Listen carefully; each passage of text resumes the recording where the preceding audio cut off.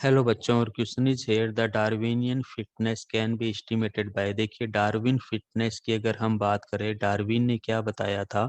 Darwin ने Galapagos island पर study की थी और डार्विन फिंचेस के बारे में बताया।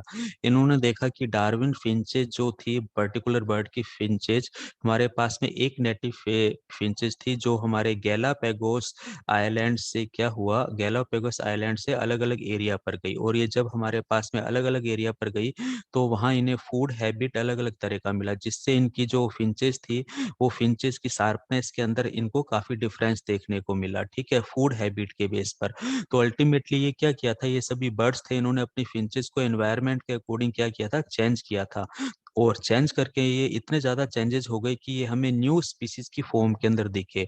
और डार्विन ने अप्रोक्सीमेट 13 टाइप्स की, कितने टाइप्स की, 13 टाइप ऑफ उन्होंने क्या देखी, डार्विन फिंचेस देखी। ठीक है, और ये फिंचेस जो 13 टाइप्स की थी, एक दूसरे से बिल्कुल अलग तरह की थी। 13 टाइप की स्पीसीज बन गई थी, जो एक ही नेटिव स्पीसीज थी, अलग अलग होकर फूड हैबिट के बेस पर।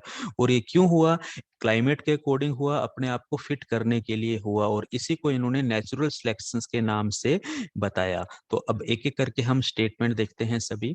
Okay, documenting how long different individuals in A population survive. देखिए, ये कोई स्टेटमेंट नहीं दिया था, इन्होंने कोई ऐसा डॉक्यूमेंटेशन नहीं किया था कि इंडिविजुअल्स पर्टिकुलर पॉपुलेशंस के अंदर कैसे सर्वाइव करते हैं, यानी कि इन्होंने कंपटीशंस की कोई भी बात नहीं की थी। ठीक है, तो इस तरह का कोई स्टेटमेंट दिया। Counting the number of offspring produce by the different individuals in A population, ये जरूर चेक किया, जो एक पॉपुलेशन नेटिव थी, एक बर्ड्स जो डिफरेंट डिफरेंट प्लेस पर गया और डिफरेंट डिफरेंट प्लेस पे जाकर इतने ज्यादा चेंजेस किए कि डिफरेंट स्पीसीज के अंदर बदल गया। 13 टाइप की स्पीसीज देखी, तो बी स्टेटमेंट सही हो सकता है।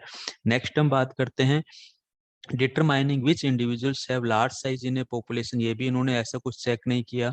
Determining which phenotype is the most common one in the given population, ये भी इन्होंने ऐसा चेक नहीं किया। इन्होंने तो न्यू स्पीसीज के ओरिजिन्स के बारे में हमें बताया, और आगे चलकर 1869 में ओरिजिन ऑफ स्पीसीज की बुक के अंदर इन्होंने इसको एक्सप्लेन भी किया। तो अल्टीमेटली ऑप्शन जो बी है वो बिल्कुल राइट आंसर जाता है। Thank you.